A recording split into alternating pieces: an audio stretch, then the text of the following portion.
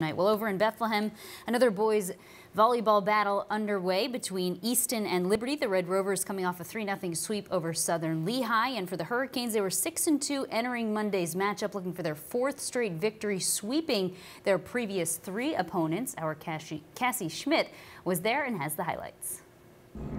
Since their loss to Parkland in 5, the Liberty Hurricanes have bounced back with 3 straight wins, now looking to make it 4 against the 5-5 Red Rovers. Liberty taking control of set 1 early on in this one, jumping out to the 7-3 lead, starting with Moses Amwega's kill for the first set point, then finishing with Sam Capwell's kill. Neither of those being stopped by Easton, but a couple bad serves from the Hurricanes along with a Rover ace and 2 points from Ryan Matz.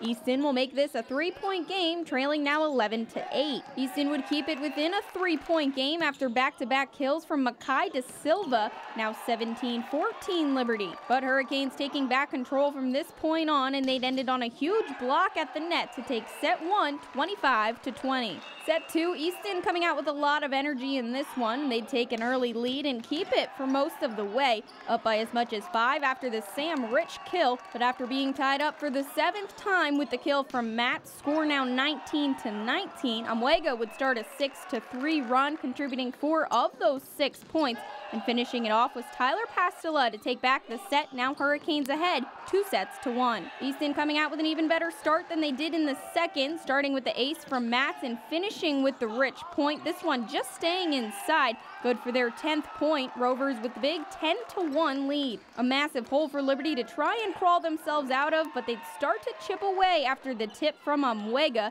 That's the beginning of a 9-2 run. Capwell also making 2 huge blocks, then the kill from Ruiji Wang would make things all tied up at 19 apiece. A few errors would be Easton's undoing. Capwell with the exclamation mark with the final kill and point. Liberty coming back from as much as 9 to take this one 25-23 the final. And the Hurricanes get the sweep for win number 4 in a row. Definitely a good team win.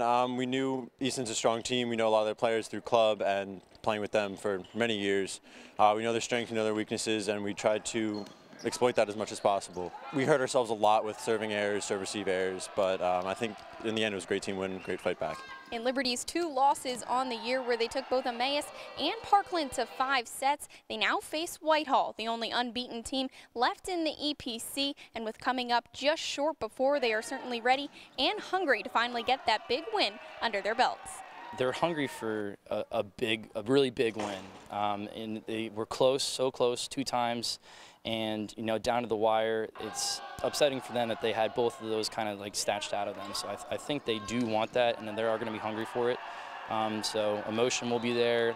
Tension's going to be high. I think they can do it if they, really think about it, come together, and just play our game. On the scene at Liberty, I'm Cassie Schmidt for 2 Sports.